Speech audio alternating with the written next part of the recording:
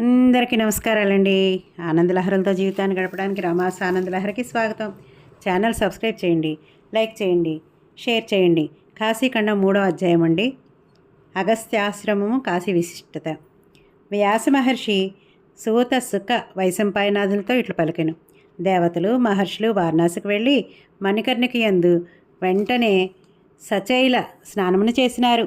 నిత్య కర్మాధికములను నిర్వర్తించి దేవ పితృతర్పణలు చేసినారు.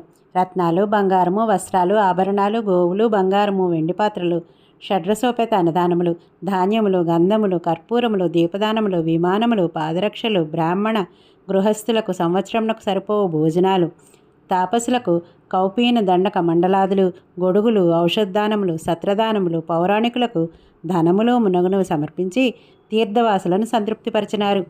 దేవాలయములందు నృత్యగీతాదులు, పూజాద్రవ్యములకు తగిన సౌకర్యములను కల్పించినారు. జపహోమాదులు, స్తోత్రములు, శివనామస్మరణతో ప్రదక్షిణాలు మునగను చేసినారు. మాటి మాటికి విశ్వేశ్వరుని దర్శించి స్తుతించి నమస్కరించి దీనులను అనాథులను దానధర్మాదులతో సంతృప్తిపరచు 5 రోజులు గడిపినారు.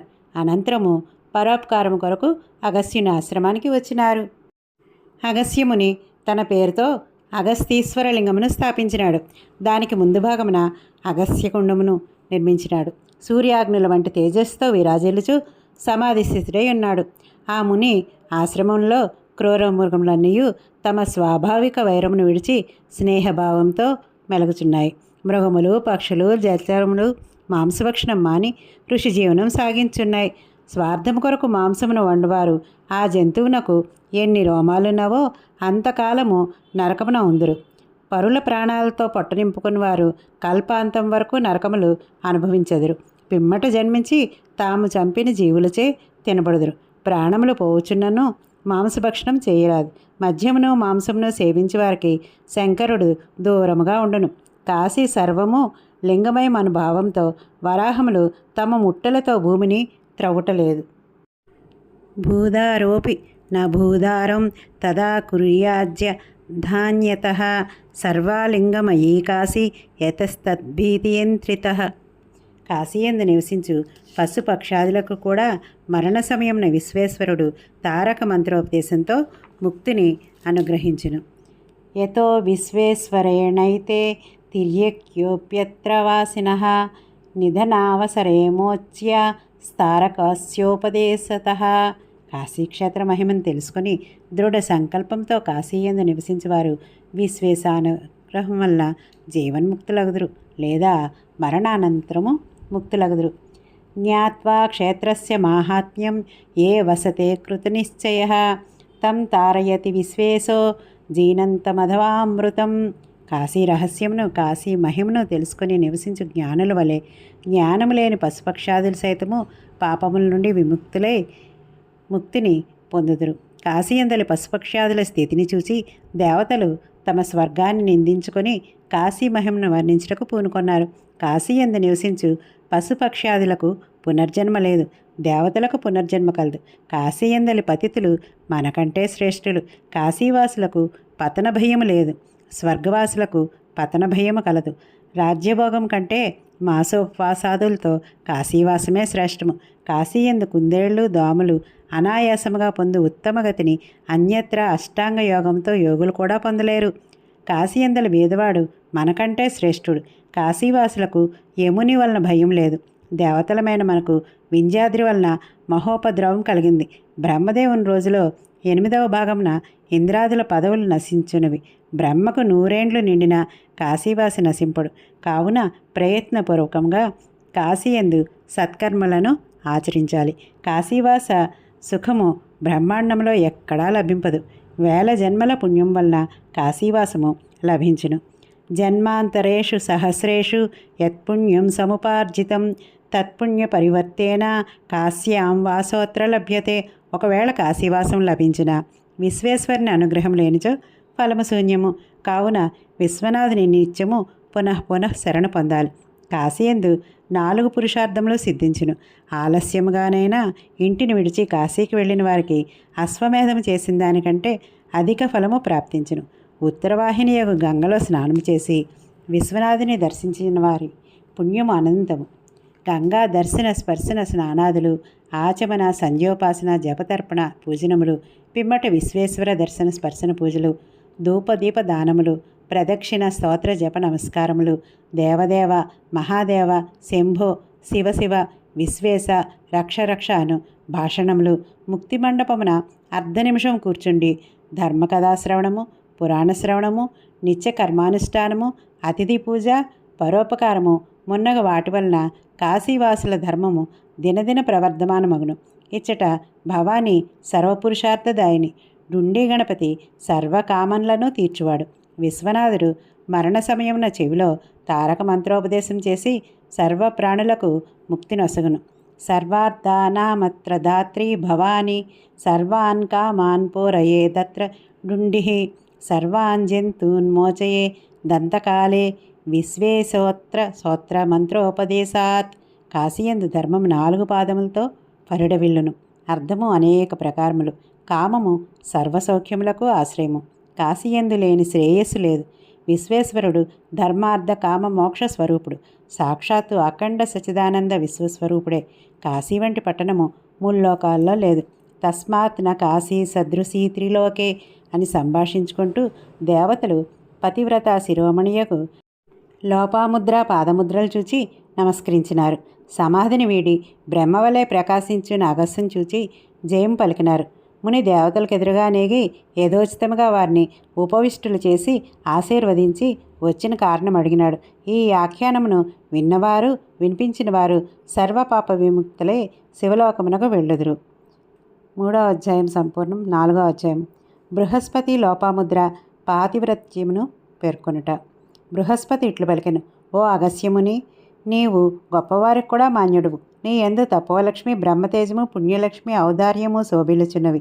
నీ సహధర్మచారిణియగు లోపాముద్ర అరుంధతి సావిత్రి అనసూయ శాండిల్య సతి లక్ష్మి శతరూప మేనక సునీతి సంజ్ఞ స్వాహ మున్నగు పతివ్రతల్లో శ్రేష్ఠురాలు. నీవు భుజించిన తర్వాత భుజించును, నీవు కూర్చుండిన పిమ్మట కూర్చుండు, నువ్వు నిద్రించిన తర్వాత నిద్రించును, నీకంటా ముందుకే నిద్ర మేల్కొను. అలంకరించుకొనక నిన్ను దర్శింపదు. నీవు దేశాంతరం ఏగుచో అలంకరించుకొనదు. నీ ఆయుష్యమును కోరి నీ పేరు ఉచ్చరింపదు. అన్యపురుషుల నామములను పేర్కొనదు. సదా నిన్ను అనుసరించు. నీవు ఆక్రోశించినా కొట్టినా ప్రసన్నముగా ఉంటుంది. నీవు చెప్పిన పని వెంటనే చేయును. నీవు పిలిచించో ఇంటి పనులు విడిచి వెంటనే వచ్చును. పూజా సామగ్రిని సమయోచితంగా సమకూర్చును. నీ ఉచ్చిష్టమును మహాప్రసాదముగా స్వీకరించును. దేవతలు పితరులు అతిథి సేవకులు గోవులు భిక్షకులకు విభజించి పెట్టక తాను భుజింపదు. ఉన్న నగలతో సంతోషపడుతుంది. ఎక్కువ ఖర్చు పెట్టించదు. నీ అనుమతి లేకుండా ఉపవాస వ్రతాదులు చేయదు. సమాజ ఉత్సవాల్లో పాల్గొనదు. స్వేచ్ఛగా తీర్థయాత్రలకు వెళ్ళదు. వివాహాలు చూచుటకు వెళ్ళదు. సుఖముగా నిద్రించినప్పుడు సుఖాసీనుడైనప్పుడు స్వేచ్ఛగా విహరించినప్పుడు కార్యాంతరములందున్నప్పుడు భర్తకు ఆటంకములు కలిగింపదు. ఋతుమతి అయినప్పుడు 3 రాత్రులు తన ముఖమును భర్తకు చూపదు. భర్తతో మాట్లాడదు. ఋతుస్నానం అయిన తర్వాత ముందుగా భర్త ముఖమును చూడక ఇతరుల ముఖమును చూడదు. భర్త ఆయుష కోరి పసుపు కుంకుమ సింధూరము కాటుక రేవిక తాంబూలము మాంగళ్యాభరణాలు కేశ సంస్కారము జుట్టుముడి వేసుకొనుట హస్తకర్ణాభరణములు వర్జింపదు. దుష్ట స్త్రీలతో సహవాసం చేయదు. నగ్నముగా స్నానం చేయదు. రోలు రోకలి గడప నాగలి మున్నగ వానిపై కూర్చుండదు. భర్తకి ఇష్టమైనదే తనకిష్టముగా తలంచును. అన్ని విధాలా నీకు అనుకూలవతి. స్త్రీ ధర్మములు పతివ్రత మహిమ. స్త్రీలకు భర్తృవాక్య పరిపాలనమే వ్రతము. ధర్మము దేవపూజ. కష్టసుఖములందు పతిని ఒకే విధముగా అనుసరించాలి. పతి పాదోదకపానమే స్త్రీలకు తీర్థస్నానము. స్త్రీలకు శివకేశవుల కంటే భర్త అధికుడు. వ్రత ఉపవాస నియమాలు భర్తను ధిక్కరించి చేసిన స్త్రీ భర్త ఆయుష్యం హరించుటేగాక మరణానంతరము నరకమునకేగును. క్రోధపూర్తి అయి భర్తతో కఠినముగా మాట్లాడిన స్త్రీ కుక్కగానో నక్కగానో జన్మాంతరమును జన్మించును. భర్తను సేవించి భుజించాలి. ఉన్నతాసనంపై కూర్చుండరాదు. జిగుసాకరంగా మాట్లాడరాదు. పెద్దల సన్నిధిని బిగ్గరగా మాట్లాడరాదు. నవ్వరాదు. దుర్మతి అయి సంచరించినచో గుడ్లగోపగా జన్మించును. భర్తను కొట్టిన స్త్రీ పెద్దపులిగా పుట్టును. భర్తకు పెట్టగా మృష్టాన్నం తినిన స్త్రీ ఊరపందిగా జన్మించును. భర్తను నీవు అని పలికిన స్త్రీ మోగగా జన్మించును. బయటకు వెళ్ళి వచ్చిన పతిని శాదీర్చి ఉపచారములు చేసించో ముల్లోకములు సంతసించును. భర్తయే దేవుడు. గురువు ధర్మము తీర్థములు వ్రతములు సర్వము త్యజించి భర్తను సేవించాలి. జీవహీనమగు దేహం వలె భర్తృహీనయగు స్త్రీ అపరిశుద్ధురాలు. విధవరాల ఆశీస్సులను తీసుకుని రాదు. విధవా దర్శనం వలన కార్యములు సిద్ధింపవు. విధవరాలైన తల్లి నుండి మాత్రమే ఆశీస్సులను తీసుకుని వచ్చును. పతి మరణించినా సహధర్మచారిణిగా ఉండాలి. పతితో సహగమనం చేసిన అశ్వమేధ యాగ ఫలము కలుగును. పతివ్రత భర్తను స్వర్గమునకు పంపును. పతివ్రతను చూసి యమదూతలు భయపడదు. పతివ్రత తన శరీరంలో ఎన్ని రోమాలున్నాయో అన్ని వేల కోటి సంవత్సరాలు పతితో కూడి స్వర్గంలో ఉండును. తల్లి తండ్రి భర్త వంశీయులు పతివ్రత పుణ్యం వలన స్వర్గభోగములను అనుభవింతురు. పతివ్రతాచరణములు భూదేవికి భారములు కావు. సూర్యుడు, చంద్రుడు, వాయువు, జలము పతివ్రత స్పర్శల వలన పవిత్రములగును. విశ్వనాథునిపై భక్తి వలన మాత్రమే పతివ్రత భార్యగా లభించును. గృహస్థునకు స్వధర్మ నిర్వహణకు పతివ్రతయగు భార్య ముఖ్యము. పతివ్రతల శుభదృష్టి వలన దేహము పవిత్రమగును. పతితో సహగమనం చేయని స్త్రీలు తమ శీలమును సంరక్షించుకోవాలి. వైదవ్య వ్రతమును పాటించిన స్త్రీ పరలోకములో భర్తతో స్వర్గసుఖములను అనుభవించును.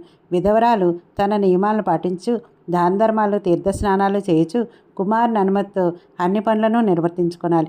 ఏకభుక్తం చేయాలి. భర్తకు ప్రతిరోజు దర్భలు, తెలలు, జలముతో తర్పణం చేయాలి. పతిబుద్ధితో విష్ణువును పూజించాలి, ధ్యానించాలి. వైశాఖ, కార్తీక, మాఘమాసములందు విశేష నియమాలు పాటించాలి. పతివ్రతయగు విధవరాలు పుత్రిని అడగకుండా ఏ పని చేయరాదు.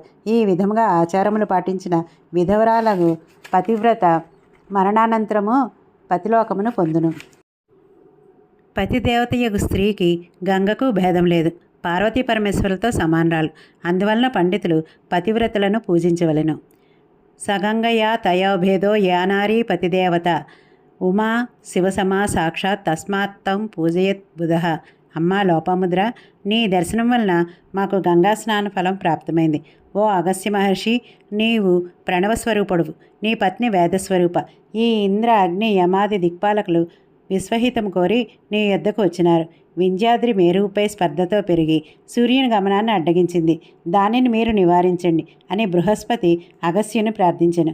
అగస్త్య మహర్షి నిమీలిత నేత్రుడే క్షణకాలం మెనుకుండి దేవకార్యమును సాధింతునని దేవతలను సమాధానపరిచి పంపెను. అనంతరము తాను ఆలోచనలో నిమగ్నుడాయను. ఈ పతివ్రతాఖ్యానమును వినిన ఎడల పాప విముక్తులై ఇంద్రలోకమున ఉందరు. 4వ అధ్యాయం సమాప్తం. ధన్యవాదాలండి.